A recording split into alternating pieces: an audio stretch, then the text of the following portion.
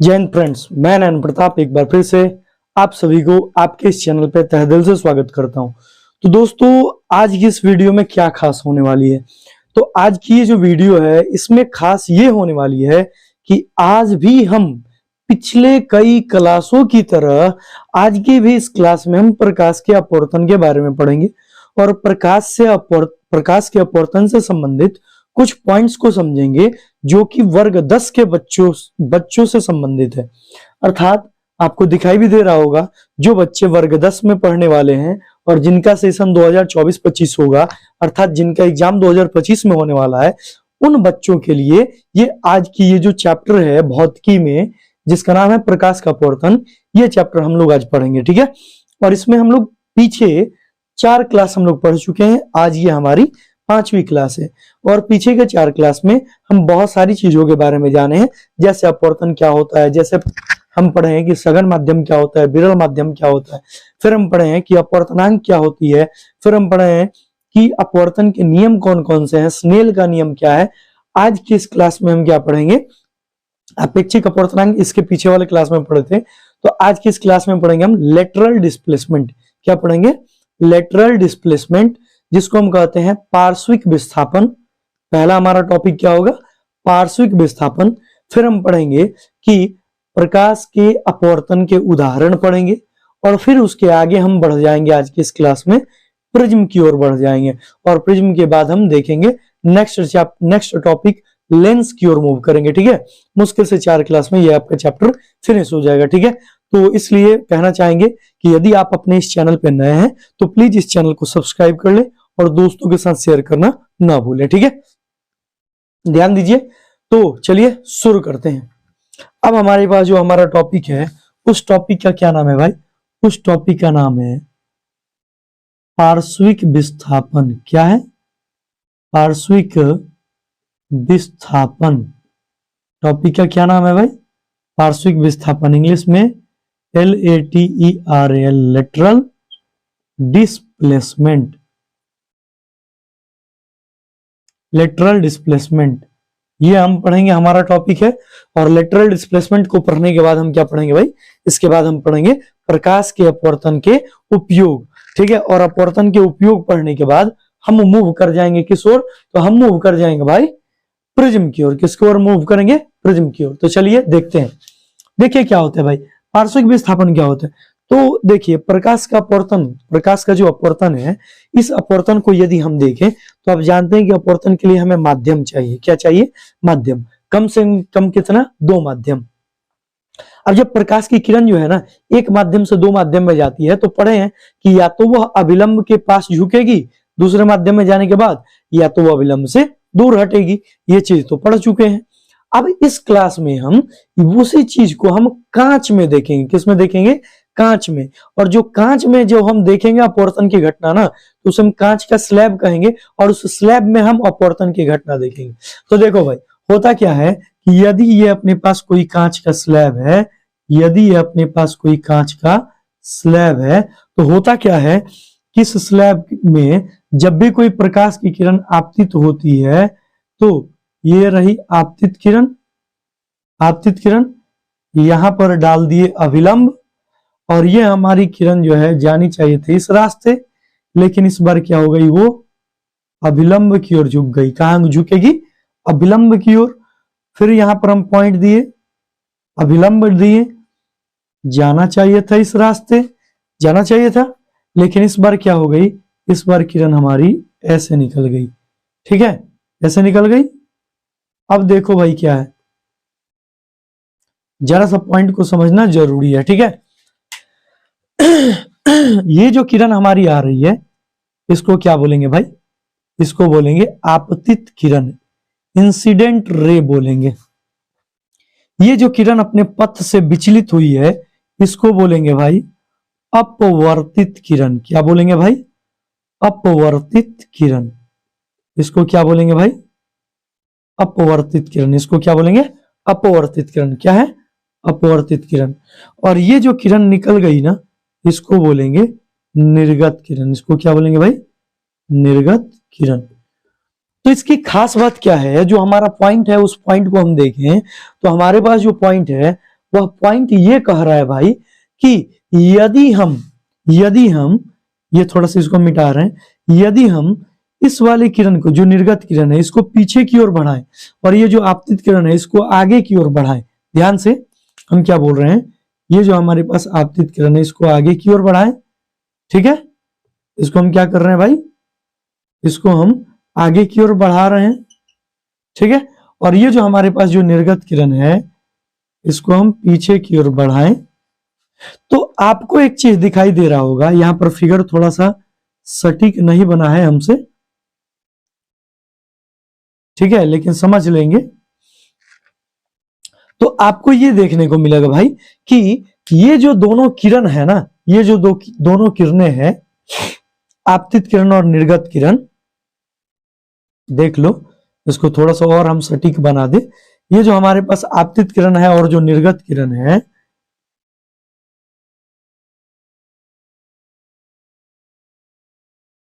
ठीक है, इनके बीच की जो दूरी है ना भाई, ये हमारी आपतित किरण है और ये हमारी निर्गत किरण है। इनके जो बीच की दूरी है ये वाली, यह हर एक स्थिति में क्या होगी, समान होगी। यहां भी समान होगी, इधर भी समान होगी, इधर भी समान होगी, इधर भी समान होगी, ठीक है। तो हम जो बता रहे हैं ना, हम ये बता रहे हैं कि यह दोनों एक समांतर रेखा बना रही है। क्या बना रही है, समांतर रेखा। और जो समांतर रेखा बना रही है ना भाई, तो इनके बीच की डिस्टेंस हर स्थिति में क्या है, समान है। इसको आप रफ डायग्राम बना सकते हैं, रफ डायग्राम ये बना सकते हैं। ये प्रकाश की किरण आई, ठीक है, ये क्या हुआ, ऐसे मुड़ गई और फिर ये ऐसे निकल गई, ऐसे निकल गई। अब इसको आप पीछे बढ़ा रहे हैं और इसको आप आगे बढ़ा रहे हैं, तो आप क्या देखेंगे, आप यही देखेंगे कि इनके बीच की जो डिस्टेंस होगी, यह डिस्टेंस हर एक जगह पर क्या होगी, समान होगी। और जब हर एक जगह समान होगी ना, तो इसी को कहते हैं लेटरल डिस्प्लेसमेंट, ठीक है। हम यहां पर जानबूझ के आपको क्या किए हैं, अविलंब देकर समझाए, अविलंब देकर समझाए हैं ताकि आपको कोई प्रॉब्लम ना हो, ठीक है, समझ गए। अब भाई बढ़ते हैं हम आगे।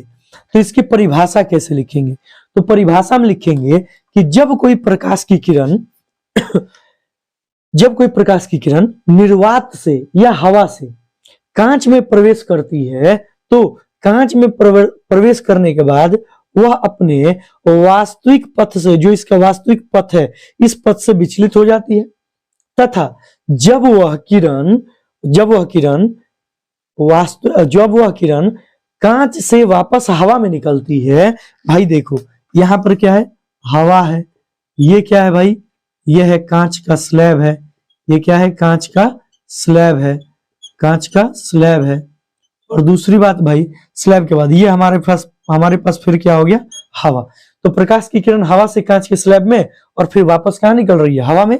तो हो रहा है ये कि जब कोई प्रकाश की किरण हवा से कांच के स्लैब में प्रवेश करती है, तथा कांच के स्लैब से जब वह हवा में वापस निकलती है, तो हम ऐसा देखते हैं कि आपतित किरण और निर्गत किरण के बीच की दूरी हमेशा समान होती है, और इसे ही हम पार्श्विक विस्थापन कहते हैं।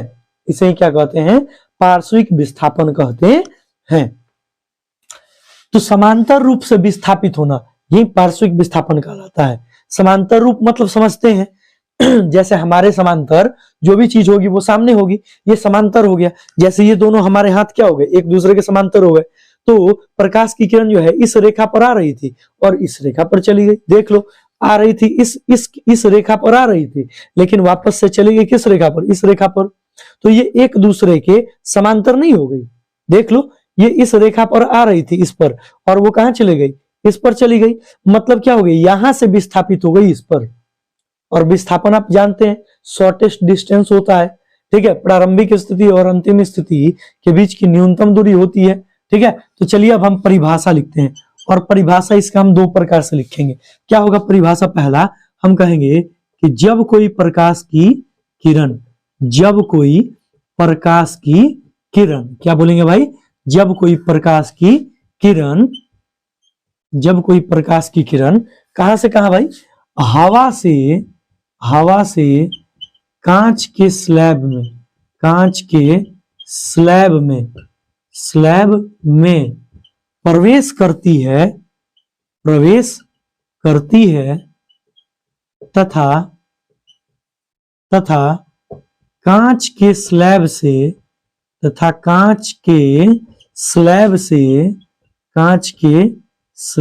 से वापस हवा में निकलती है तो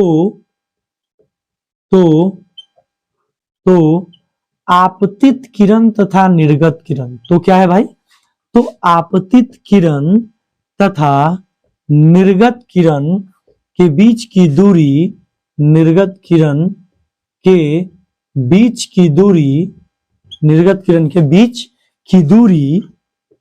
की दूरी प्रत्येक स्थिति में या प्रत्येक जगह समान होती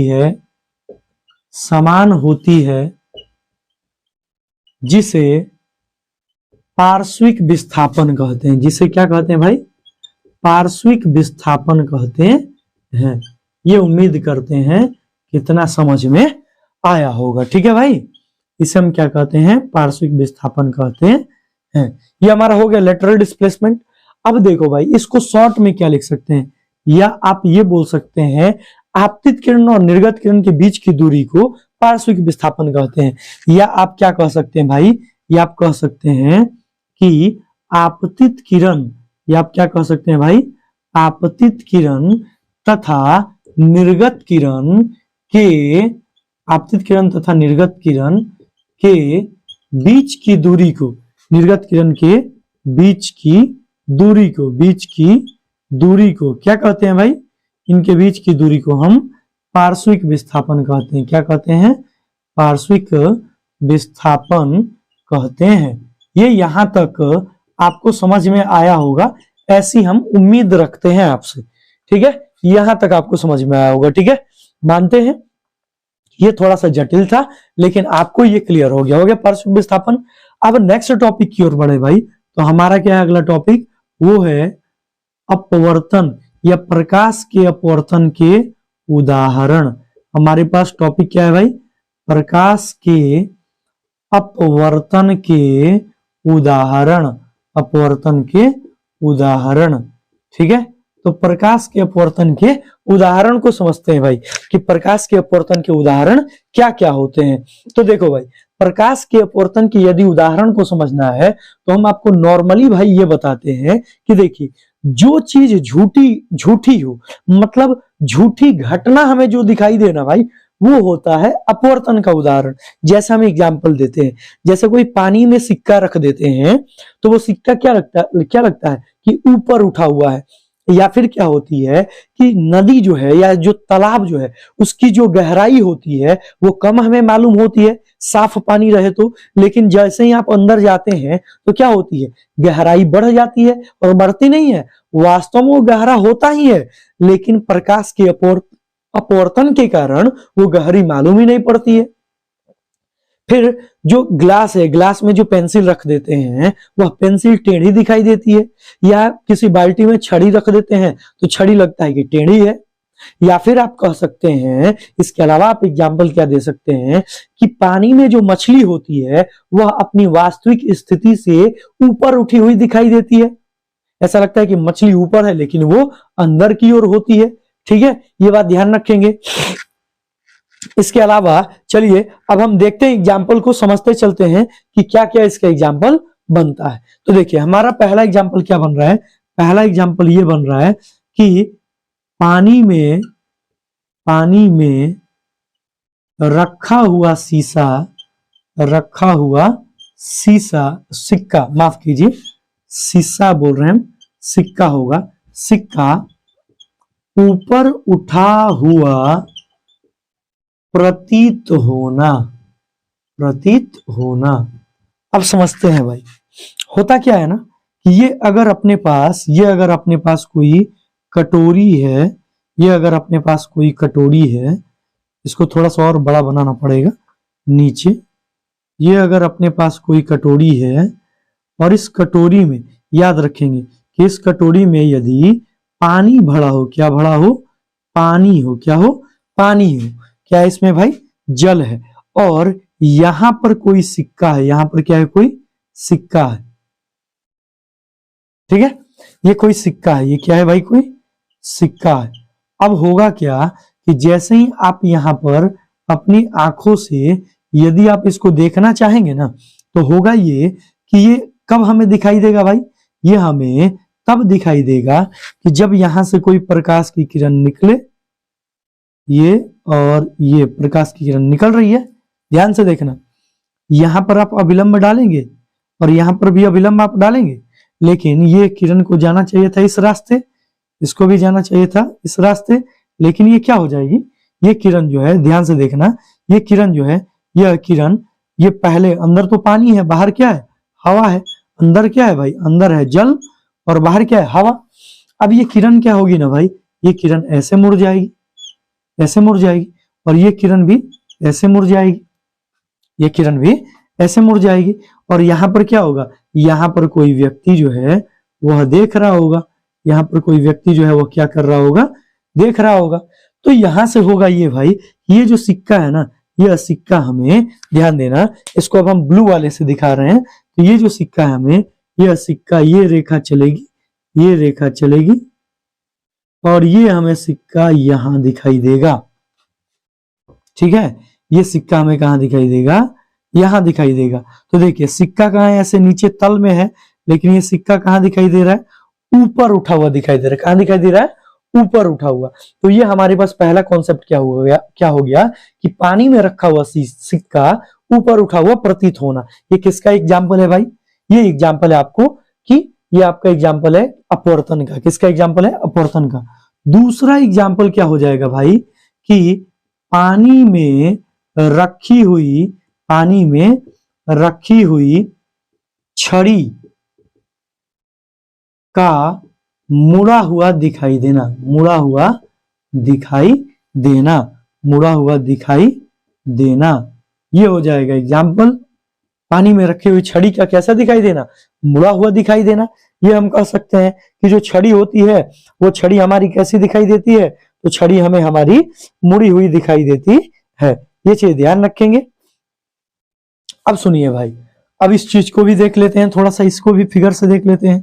ये हमारे पास क्या है, ये हमारे पास एक पात्र है, जिस पात्र में हमारे पास क्या है, इस पात्र में हमारे पास एक छड़ी है, हमारे पास क्या है, एक छड़ी है, ठीक है, ये छड़ी हो गई। अब इसमें क्या है भाई, इसमें है जल, इसमें क्या है, जल है, ये है छड़ी और ये है अंदर भाई जल, ये अंदर क्या है, जल है, ऊपर है हवा। अब सुनो क्या होता है भाई, ये हवा हो गया। अब सुनो होता क्या है, होगा ये कि जब भी कोई प्रकाश की किरण इसमें एंटर करेगी, तो सबसे पहले यहां से हम निकाल रहे हैं, इसके प्रतिबिंब को निकाल रहे हैं, तो यहां से प्रकाश की किरण निकली, इसको थोड़ा सा और नीचे बना दे, ठीक है। अब देखो भाई, अब ये क्या होगा कि यहां से जैसे ही प्रकाश की किरण निकलेगी, यहां से एक प्रकाश की किरण निकलेगी और दूसरी हमारी जो प्रकाश की किरण निकलेगी, वो प्रकाश की किरण कहां से निकलेगी, तो दूसरी प्रकाश की किरण भी यहीं से निकलेगी, ठीक है, ये दोनों प्रकाश की किरण निकली। अब होगा क्या यहां पर, अब होगा ये कि जैसे ही ये प्रकाश की किरण निकलेगी और यदि आप अभिलंब डालेंगे, तो आप जानते हैं कि यह क्या होगी, अभिलंब से दूर हटेगी, ये इसका ये रास्ता है, ये जो हम बना रहे हैं ये क्या है, इसका रास्ता है, इस रास्ते जाना चाहिए था, लेकिन इस रास्ते क्या होगी, ये प्रकाश की किरण इस रास्ते नहीं मुड़ेगी, और नहीं मुड़ेगी तो भाई क्या होगी, ये अपने वास्तविक पथ से थोड़ी सी विचलित हो जाएगी, ये ऐसी चली जाएगी, ऐसी, और ये भी क्या हो जाएगी, ये थोड़ी सी ऐसी हो जाएगी। और जब ये ऐसी होंगी ना, तो यहां पर जब कोई व्यक्ति यहां पर खड़ा होके देखेगा, जब कोई व्यक्ति ऐसे देख रहा है, तो यहां से जब कोई व्यक्ति इसको देखेगा तो क्या होगा, उसको लगेगा ये जो छड़ी है वह छड़ी कहां पर है, यहीं पर है, और यहीं पर मुड़ी हुई दिखाई दे रही है। यही कारण है कि यहाँ पर ये छड़ी दिखाई देती है कि ये यहाँ से क्या है, मुड़ी हुई है। ये जो यहाँ पर है ना, वो चीज अब आपको कहाँ दिखाई देगा, यहाँ पर दिखाई देगा। ये जो टेढ़ापन है वह टेढ़ापन यहाँ दिखाई देगा। तो दूसरा चीज हो गया कि पानी में रखी हुई छड़ी का मुड़ा हुआ प्रतीत होना। तीसरा नंबर एग्जाम्पल क्या हो जाता है भाई, जब छड़ी रख रहे हैं तो क्या कोई पेंसिल रखेंगे वो मुड़ा हुआ दिखाई नहीं देगा। तो ये भी हो गया तीसरा एग्जाम्पल कि पानी में रखी हुई पेंसिल का टेढ़ा दिखाई देना, पेंसिल का टेढ़ा टेढ़ा दिखाई देना, ये भी हो जाएगा। 3 गो हो गया। चौथा नंबर आपके पास क्या एग्जाम्पल हो जाएगा भाई, चौथा नंबर एग्जाम्पल हो जाएगा बाल्टी या नदी या तालाब की गहराई कम कम महसूस करना।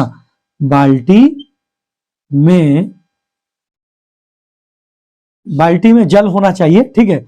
बाल्टी या नदी या तालाब, बाल्टी नदी या तालाब ईटीसी की गहराई कम प्रतीत होना, कम प्रतीत होना, प्रतीत होना मतलब मालूम पड़ना, ठीक है।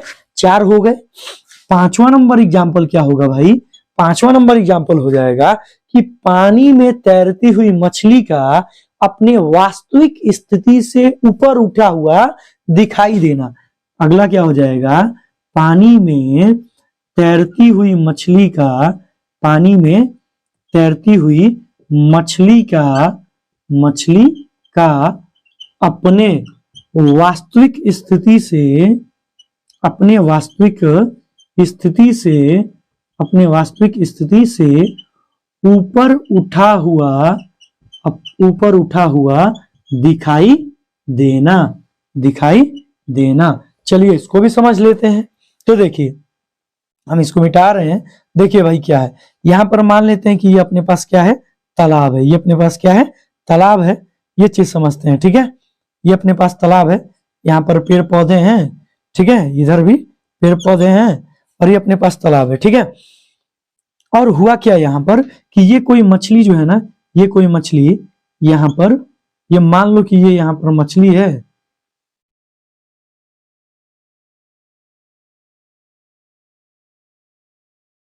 ये हो गई मछली, ठीक है। अब इस मछली में ध्यान से देखें, इस मछली में, अब इस मछली में देखें ध्यान से, अब देखो भाई, अब इस मछली से, इस मछली का प्रतिबिंब कब बनेगा, जब इससे होते हुए प्रकाश की किरण निकले। अब देखना भाई, अब प्रकाश की किरण निकले तो यहाँ पर एक चीज आता है भाई, उस वो पॉइंट है, पॉइंट के रूप में लिखवाएंगे।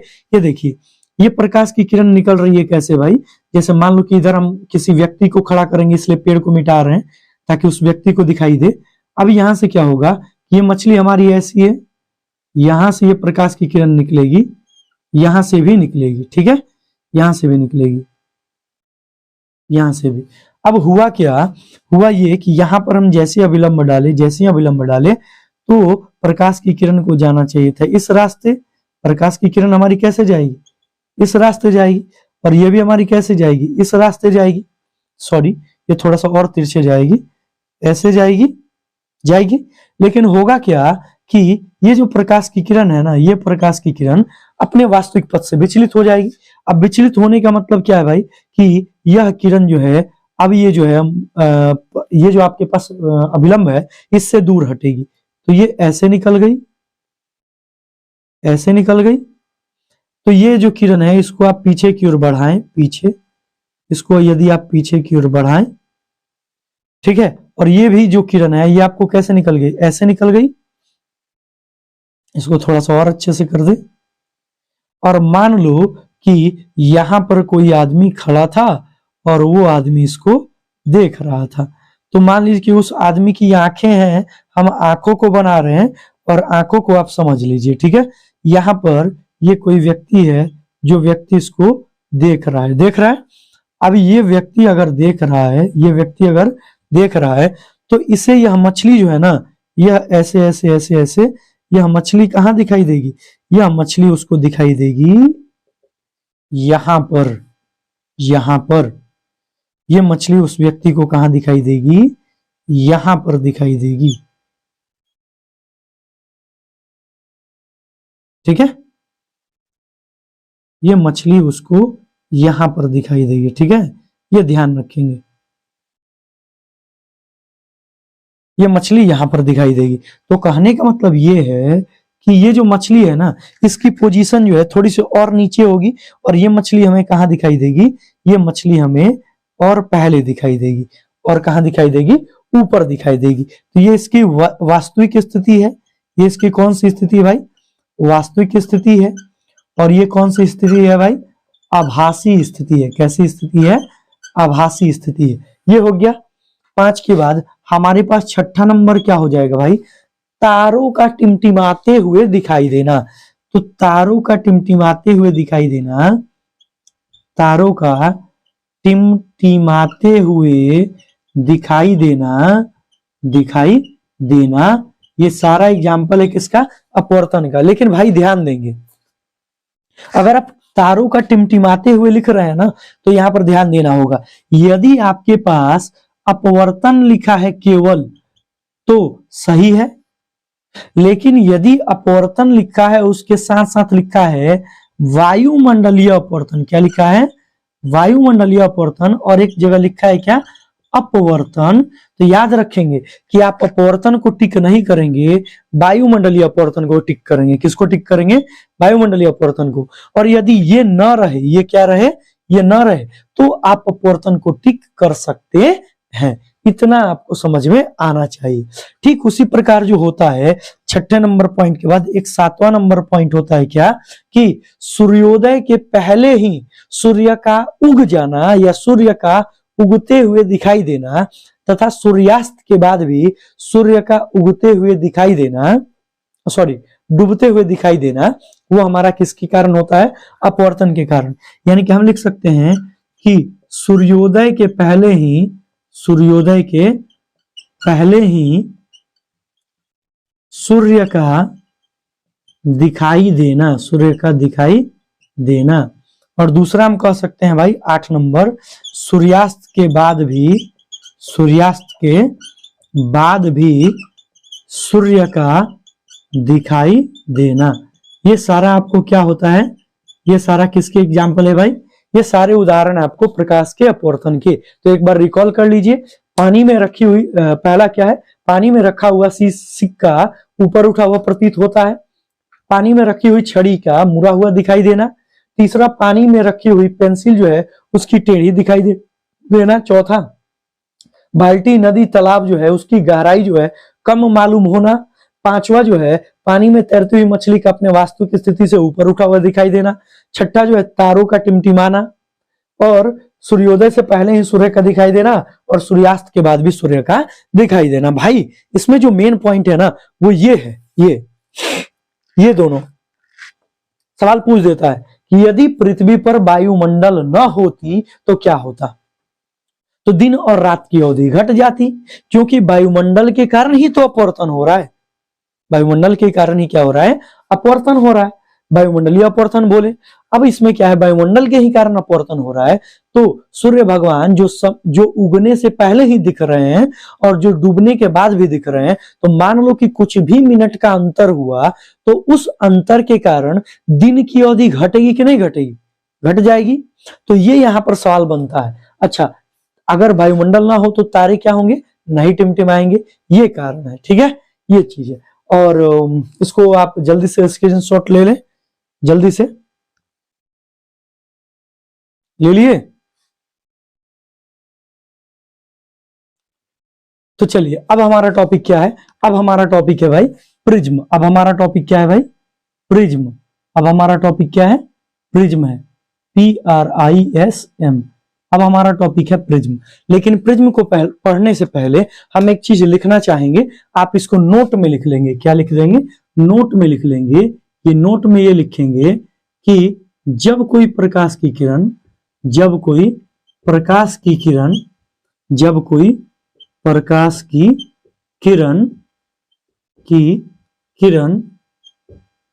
किसी, जब कोई प्रकाश की किरण किसी सतह पर, ठीक है, या हम कह सकते हैं किसी किरण, दो माध्यमों को अलग करने वाली, जब कोई प्रकाश की किरण दो माध्यमों को अलग करने वाली, दो माध्यमों को अलग करने वाली, अलग करने वाली सतह पर आपतित होती है। किस पर?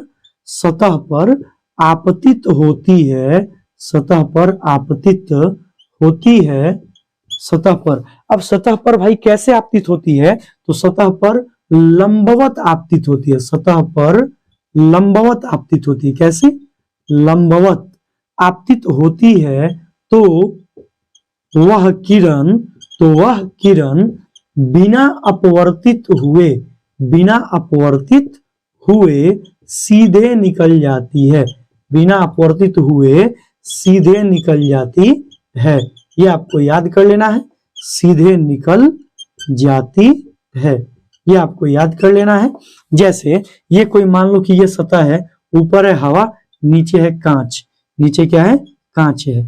तो मान लो कि ये प्रकाश की किरण ऐसे गई ना, तो ये जो है यह किरण अपवर्तित ही नहीं होगी, सीधे निकल जाएगी। ये किरण सीधे निकल गई। ठीक है, क्लियर है, समझ गए? ऊपर हवा है, नीचे कांच है, तो ये प्रकाश की किरण क्या होगी? हवा से जब कांच में आएगी, जैसे कि लंबवत है, 90 डिग्री पर है, तो ये सीधे निकल जाएगी। यही कॉन्सेप्ट है। इसको आप नोट में रखेंगे और याद रखेंगे। ठीक है, इसको आप नोट में रखेंगे और याद कर लेंगे। इसको ध्यान दीजिएगा। ठीक है, अब सुनिए भाई, आगे की ओर हम बढ़ रहे हैं। अब आगे की ओर हमारा टॉपिक क्या है भाई? प्रिज्म। प्रिज्म किसे कहते हैं? तो देखो भाई, प्रिज्म को कहते हैं कि किसी कोण पर झुके, किसी कोण पर झुके दो समतल सतहों के बीच घिरे पारदर्शक माध्यम को प्रिज्म कहते हैं। क्या कहते हैं? किसी कोण पर झुके दो समतल सतहों से घिरे पारदर्शक माध्यम को, किसी कोण पर झुके दो समतल सतहों से घिरे पारदर्शक माध्यम को प्रिज्म कहते हैं। पहले परिभाषा लिखते हैं, फिर फिगर से आपको समझाते हैं। ठीक है, पहला परिभाषा हमारा क्या हो जाएगा?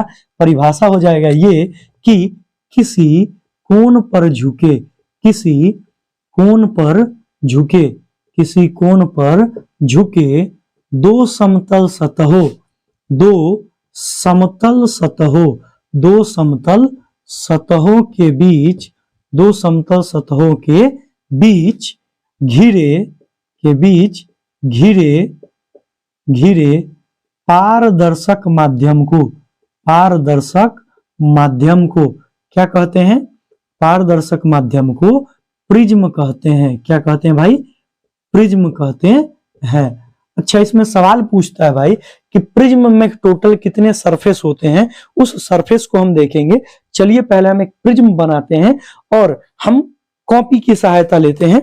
कॉपी की सहायता लेकर हम प्रिज्म को बना रहे हैं। ठीक है, अब देखिए, जैसे कि हमारे पास यह एक कॉपी है और अब हम इसे हम प्रिज्म में परिवर्तित कर रहे हैं। ठीक है, तो देखिए भाई, प्रिज्म में जब ये परिवर्तित होगा तो ध्यान देंगे, यहां पर ये हम इसको ऐसे डाल दिए इसमें और ये हमारा हो गया, ये हो गया। अब सुनिए, ये हमारा बन गया प्रिज्म। ये क्या बन गया भाई? ये बन गया हमारा प्रिज्म। अब देखो, ये थोड़ा सा इसको हमें स्टेपलर की जरूरत पड़ेगी, कोई दिक्कत नहीं है, हम लोग इसको ऐसे भी देख सकते हैं। हाँ, ये देखिए, ये जो हमारा बन गया भाई, ये हमारा क्या बना? ये हमारा बना प्रिज्म। ये हमारा क्या बना? प्रिज्म। ये हमारा क्या बना? प्रिज्म। ये हमारा क्या बना? प्रिज्म। समझ गए? ये हमारा प्रिज्म बन गया। ये हमारा क्या बन गया भाई? प्रिज्म बन गया। अब देखो भाई, ये प्रिज्म जो है, इस प्रिज्म की परिभाषा, इस प्रिज्म से हम उस प्रिज्म की हम परिभाषा निकाल रहे हैं। देखो कैसे निकलेगा। निकलेगा क्या कि किसी कोण पर झुके, तो ये देखना, इसका जो है, ये जो कोण है, ये जो कोण है, ध्यान देना, ये जो कोण है, ये जो आपके पास जो कोण दिख रहा है, ये कोण दिख रहा है आपको? दिख रहा है ना? रुक जाओ, मैं आपको दिखाता हूं। तो देखो भाई, ये हमारा क्या बन गया? ये प्रिज्म बन गया। ये क्या बन गया? प्रिज्म बन गया। ये हमारे पास एक कार्ड था, उसी कार्ड से बना है। ठीक है, ये हमारा क्या हो गया? प्रिज्म हो गया। ये देखो, ध्यान से देखना, ये हमारा क्या हो गया? प्रिज्म हो गया। तो देखो, इसमें अगर हम समझाएं आपको, तो देखिए, ये कोई कोण है, ये कोण है। अब ये जो कोण है, इस कोण पर झुका है, ये एक निश्चित कोण पर झुका है, तो उसमें इसकी परिभाषा को देखो तो क्या लिखे हैं? किसी कोण पर झुके। तो देखो, ये कोण है, ये कोण पर झुका है।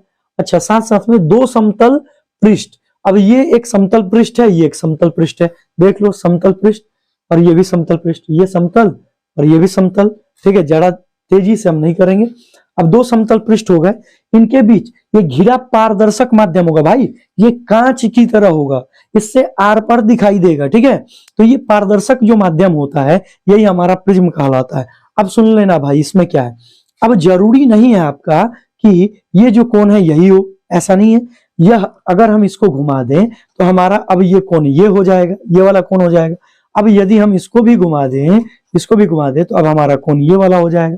तो इसलिए आपकी जो कोण होगी ना, वह कोण कोई एक नहीं होगा, आपका कोण जो होगा वो बदलते रहेगा। ठीक है, लेकिन ध्यान रखेंगे, एक बात को ध्यान रखना है जो आपको हम बता रहे हैं। अब सुनिए, आप इसमें सतह गिनी है तो फेस कितने होंगे, एक फेस, दो फेस हो गया, नीचे हो गया तीसरा फेस, चौथा फेस, और इधर हो गया पांचवा फेस। टोटल फेस कितने हो गए, 5। तो याद रखेंगे कि इसमें सतह की संख्या कितनी होती है, इसमें सतह या फलक, इसी को क्या कहते हैं, फलक, फलक की संख्या कितनी हो गई भाई, 5।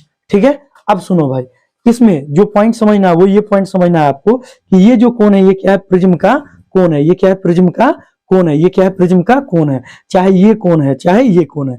ठीक है, याद रखेंगे। लेकिन जो आप कोण लेंगे ना, अगर ये कोण ले रहे हैं तो अपवर्तक सतह यह और यह हुआ।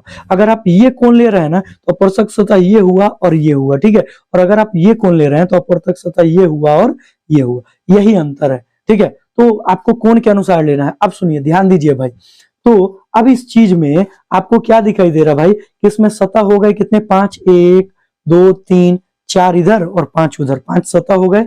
प्रिज्म का कोण देख लिए। अब इसमें होता है भाई कि प्रिज्म में जो इसके यहाँ पर ये जो त्रिभुज बन रहा है कोण का, ये कौन सा त्रिभुज होता है, तो ये होता है समबाहु त्रिभुज। कैसा त्रिभुज होता है, समबाहु त्रिभुज होता है। ये भी कौन सा त्रिभुज होता है, समबाहु त्रिभुज होता है। कौन सा त्रिभुज, समबाहु त्रिभुज। ठीक है, दूसरी बात भाई कि प्रिज्म का आधार कौन सा होगा, तो प्रिज्म का जो आधार होगा ना, वह प्रिज्म का आधार होगा ये वाला हिस्सा, ये वाला। अगर कोण ये है कोण, तो आधार इसके नीचे वाला, कोण ये है तो आधार इसके नीचे वाला, ये वाला। ठीक है, अच्छा, और यदि कोण ये है तो आधार कौन होगा, ये वाला, ये वाला। और यदि कोण ये है तो आधार कौन सा होगा, ये वाला। ये बात ध्यान रखेंगे। ठीक है, तो अब इस चीज को हम क्या कर रहे हैं, इस चीज को हम फिगर बना रहे हैं, देखो, और फिगर से समझाते हैं, समझ लीजिए।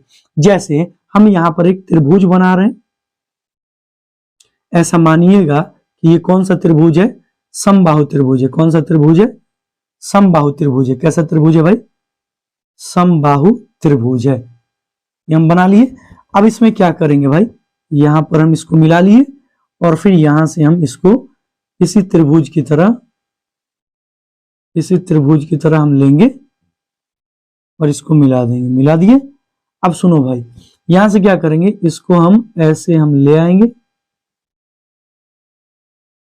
ऐसे हम मिला दिए। अब सुन लो भाई, ये क्या है, जो चीज समझना वो चीज समझिए। अब हम क्या किए हैं ना, इस बार ये जो हमारा जो प्रिज्म है ना, ये जो हमारा प्रिज्म, इस प्रिज्म को हम ऐसे दिखा रहे हैं, इस प्रिज्म को हम ऐसे दिखा रहे हैं। ठीक है, ये ध्यान रखेंगे। तो मान लो कि यहाँ पर यदि हम इसको ABCD के रूप में करें तो ये A हो गया, ये B हो गया, ये C हो गया, ये D हो गया, ये E हो गया और ये F हो गया, मान लेते हैं। अब देखो भाई, तो इसमें यदि हम प्रिज्म के कोण की बात करें, इस चीज को हम थोड़ा सा ऐसे बना रहे हैं, ध्यान से देखेंगे, ऐसे बना रहे हैं। ठीक है, समझ लेंगे, इसको हम ऐसे बना दिए। ये वाली जो है इससे मिलेगी और ये वाली जो है इससे मिलेगी, ये हो गया। ठीक है, अब तो आपका क्लियर हो जाना चाहिए। ठीक है, ये वाली जो है इससे मिल रही है और ये वाली जो है इससे मिल रही है। ठीक है, अब सुनो भाई क्या है, अब यहां पर ध्यान देना होगा। ध्यान आपको क्या देना होगा, सुनिए, हम क्या कर रहे हैं ना, इसी चीज को ये जो हमारे पास जो त्रिभुज है ना, ये जो दोनों तरफ जो त्रिभुज दिख रहे हैं, ये जो दोनों तरफ आपको त्रिभुज दिख रहे हैं, ये दोनों त्रिभुज आपको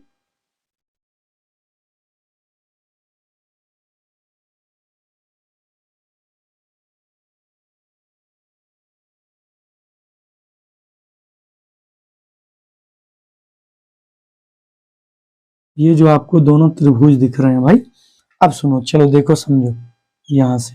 ठीक है, अब ये जो आपको त्रिभुज दिख रहे हैं, ये वाला, ये वाला, ये वाला, यही त्रिभुज है यहाँ पर। तो आप इस फिगर को हटा देते हैं दिमाग से, थोड़ा सा हटा देते हैं। चलो देखो, ध्यान देना। अब यहाँ पर त्रिभुज कौन सा है? ABC। ये क्या है? यह है त्रिभुज समद्विबाहु त्रिभुज। त्रिभुज ABC क्या है? समद्विबाहु त्रिभुज है। अच्छा, त्रिभुज FDEF जो है ये भी क्या है? समद्विबाहु त्रिभुज है। तो इसका कोण कितना होगा भाई? 60 डिग्री। कितना होगा? 60 डिग्री। सारे कोण कितने डिग्री के होंगे? 60 डिग्री के। कितने डिग्री के? 60 डिग्री के। ये भी और ये भी, ये तीनों होंगे, ये तीनों कोण और ये तीनों कोण होंगे 60-60 डिग्री के। दूसरी बात ध्यान देना भाई, दूसरी बात क्या है भाई? दूसरी बात हम ये कह सकते हैं कि अब ये प्रिज्म का कोण हो गया, तो प्रिज्म का एक होता है कोण। कोण कौन सा होता है? तो देखो, ये वाला जो हिस्सा है ना, ए से लेकर एफ वाला, ये आपका कोण है। ये आपका क्या है? कोण है। तो जो जो चीज है ना, जो जो पॉइंट बनते हैं, फलक बन गया प्रिज्म का कोण या किनारा, कोण या किनारा। तो याद रखेंगे, कोण या किनारा की बात करें तो किनारा इसमें कौन होगा? AF होगा। कौन होगा? AF होगा। कौन होगा? AF होगा। मान लेते हैं ये हमारा प्रिज्म है ना, इस प्रिज्म में ये जो अपवर्तक सतह है, ये दोनों और ये दोनों, तो ये दोनों अपवर्तक सतह जहां पर जुड़े हैं ना, ये दोनों अपवर्तक सतह जहां जुड़े हैं, इसके ऊपर वाले हिस्से को ही क्या कहेंगे? प्रिज्म का कोर। तो ये जो ऊपर वाला हिस्सा है ना, वो है AF। AF को कह दिए प्रिज्म का कोर या किनारा। अच्छा भाई, हम अगर बात करें दूसरा, प्रिज्म का कोर हो गया। अब अगर बात करते हैं कि प्रिज्म का अपवर्तक सतह कौन कौन सा है? प्रिज्म का अपवर्तक सतह, प्रिज्म का अपवर्तक सतह। अपवर्तक सतह मतलब जिससे अपवर्तन की घटना होगी। तो देखो भाई, ये होगा अपवर्तक सतह, ये वाला और ये वाला। क्या क्या? ये वाला पूरा और ये वाला पूरा। तो वही चीज अगर आप देखें तो ये वाला हो रहा है, हो रहा है, ये वाला हो रहा है ना, ये वाला, और एक ये वाला हो रहा है, हो रहा है। अरे वही चीज है ना, ऐसे किए हैं तो ऐसे किए हैं, तो एक ये वाला हुआ, एक ये वाला और एक ये वाला हुआ। तो ध्यान रखेंगे, ये इसके क्या हो गए? अपवर्तक सतह। तो अपवर्तक सतह कौन कौन हो गया? ABDF। कौन कौन सा हो गया? ABDF। और कौन सा हो गया? ACEF। और कौन सा हो गया? ACE और F। ये हो गया अपवर्तक सतह, ABDF और ACEF। ठीक है, ये ध्यान रखेंगे, इसमें कोई दिक्कत नहीं है। अपवर्तक पृष्ठ हो गया, कोण हो गया, किनारा हो गया। अब देखो भाई, इसके बाद अब कहता है प्रिज्म का आधार कौन सा है? ये अगर अपना अपवर्तक पृष्ठ है ना, और ये जो अगर अपना कोण है ना, प्रिज्म का कोण, तो प्रिज्म के कोण के सामने जो होगा ना, वही होगा प्रिज्म का आधार। ये होगा प्रिज्म का आधार। तो ये हो गया प्रिज्म का आधार, ये वाला क्या हो गया? प्रिज्म का आधार। ये क्या हो गया? प्रिज्म का आधार। ये क्या हो गया? प्रिज्म का आधार। BCED, ठीक है, या BDEC। ठीक है, याद रखेंगे। अब हुआ हमारे पास क्या भाई? प्रिज्म का आधार, प्रिज्म का आधार। तो प्रिज्म का आधार कौन सा होगा भाई? BCED। ये हो गया, चाहे BDEC। ठीक है, कोई दिक्कत नहीं है, ये हो गया प्रिज्म का आधार। अच्छा, आ जाते हैं भाई प्रिज्म का कोण। आ जाते हैं भाई किस पर? प्रिज्म का कोण। प्रिज्म का कोण, तो प्रिज्म का कोण कौन सा हो जाएगा? BAC हो जाएगा, या फिर DFE हो जाएगा। प्रिज्म का कोण क्या हो जाएगा? BAC हो जाएगा या DEF हो जाएगा। ये कितने डिग्री के होंगे? 60 डिग्री के। अच्छा, प्रिज्म के दोनों ओर जो त्रिभुज होगा, प्रिज्म के अपवर्तक सतह जो है, अपवर्तक सतह जिस संरचना से जुड़े होते हैं,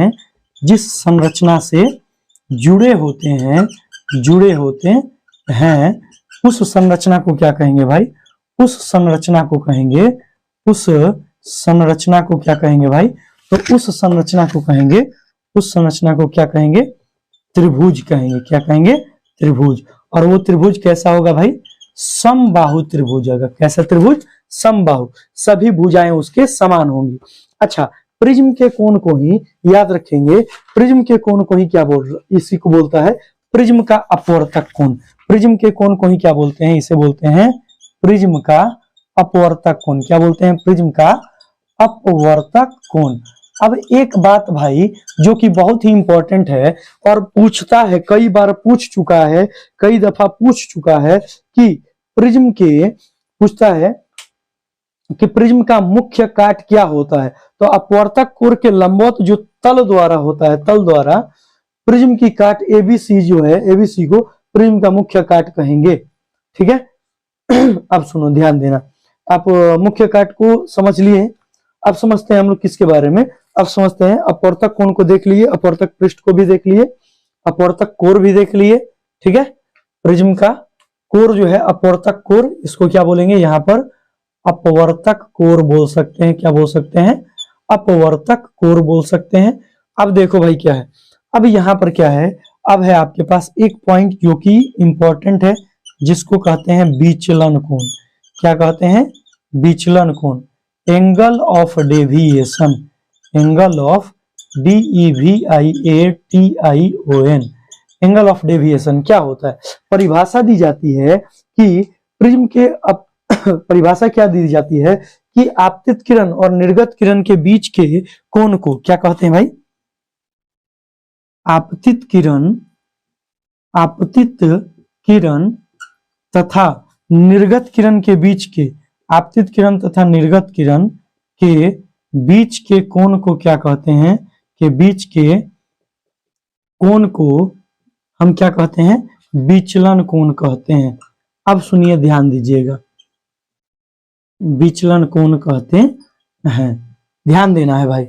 ये क्या है, आपतित किरण, सॉरी, विचलन कोण की परिभाषा क्या होगी, विचलन कोण आपतित किरण तथा निर्गत किरण के बीच के कोण को विचलन कोण कहते हैं। कैसे समझेंगे, हमारे पास यह एक हो गया प्रिज्म। अब इस प्रिज्म से जैसे ही हम कोई प्रकाश की किरण को भेज रहे हैं, तो भेजेंगे तो ये किरण जो जाएगी, जाने के बाद क्या होगी, आप जानते हैं कि ये आपतन बिंदु होगा, यहाँ पर डालेंगे क्या, अभिलंब, और अभिलंब डालेंगे तो किरण को जाना चाहिए था इस रास्ते, किरण को जाना चाहिए था ना भाई इस रास्ते, लेकिन इस पथ पे ना जाके ये थोड़ी सी झुक जाएगी, झुकेगी, झुकेगी ना, कहाँ झुकेगी, अभिलंब की ओर, कहाँ झुकेगी, अभिलंब की ओर, झुक गई अभिलंब की ओर। और वापस से जैसे हम यहाँ पर अभिलंब डाले, तो इस किरण को जाना चाहिए था इस रास्ते, इस किरण को जाना चाहिए था इस रास्ते, जाना चाहिए था ना भाई इस रास्ते, लेकिन ये वापस से क्या हो गई भाई, ये वापस से अभिलंब से दूर निकल गई, अभिलंब से क्या हो गई, दूर निकल गई। अब जब ये अभिलंब से दूर निकल गई, तो याद रखेंगे ये जो किरण जा रही है ना, इसको बोले आपतित किरण, इसको क्या बोले, आपतित किरण। और ये जो किरण जो निकली ना भाई, इसको बोलेंगे निर्गत किरण, इसको क्या बोलेंगे, निर्गत किरण।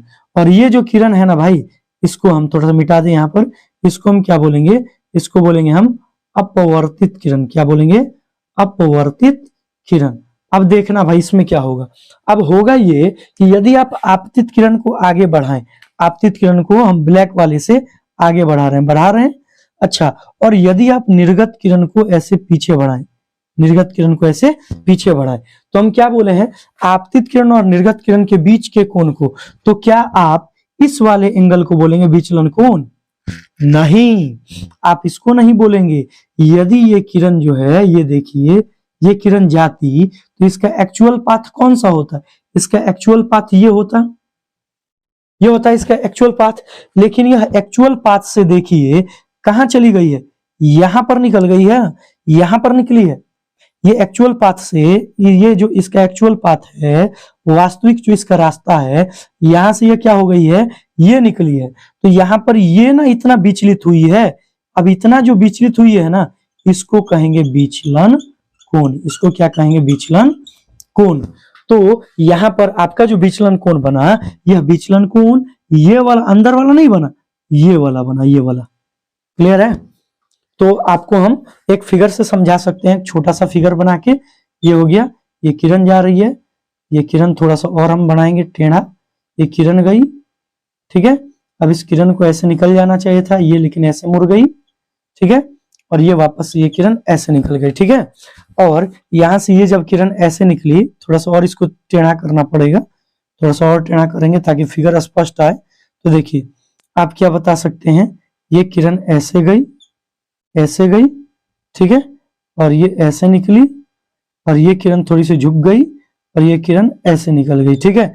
तो इसको हम कहाँ लाएंगे, ऐसे पीछे की ओर, ये पीछे लाए, ये हमारी हो गई आपतित किरण, ये हमारी कौन हो गई, आपतित किरण, ये हमारी क्या हो गई, निर्गत किरण, निर्गत किरण, और इसके बीच का ये हो गया क्या, कोण, ये हो गया कोण, और इसी को क्या बोलेंगे, विचलन कोण। इसको क्या बोलेंगे भाई, विचलन कोण। तो विचलन कोण किसे बोलेंगे, आपतित किरण तथा निर्गत किरण के बीच के कोण को विचलन कोण कहते हैं। ये हमारी आपतित किरण हो गई, ये हमारी आपतित किरण हो गई ना भाई, ये हमारी आपतित किरण हो गई, ये हमारी निर्गत किरण हो गई, और ये रहा इसके बीच का कोण, ये रहा इसके बीच का कोण। ये ध्यान देंगे, ये इसके बीच का कोण है, ये इसके बीच का क्या है, कोण है, ये इसके बीच का कोण है। ठीक है, इस कोण को क्या बोलेंगे, विचलन कोण। इसे हम डेल्टा से सूचित करते हैं, किससे, डेल्टा से। उम्मीद करते हैं इतना कुछ समझ में आया होगा, और यदि आपको समझ में आ गया है तो आप इसका स्क्रीनशॉट ले सकते हैं। आप इसका स्क्रीनशॉट ले लीजिए जल्दी से। चलिए, वीडियो कैसा लगा आपको, आप हमें कमेंट करके बता सकते हैं। यदि आप इस चैनल पर नए हैं तो प्लीज आप इस चैनल को सब्सक्राइब कर लें, दोस्तों के साथ शेयर करना ना भूलें। और दोस्तों, ये आपको बता रहे हैं कि यदि आपको लगता हो कि हम आपके लिए मेहनत कर रहे हैं, तो आपका भी ये जिम्मेवारी बनता है, दायित्व बनता है, कर्तव्य बनता है कि आप इस चैनल को खूब शेयर करें, सब्सक्राइब करें, लाइक करें। जहां कहीं त्रुटि नजर आए आप हमें बताएं, ताकि हम उसमें सुधार करने का प्रयास करें। चलिए, तब तक के लिए बाय बाय, टेक केयर, जय हिंद।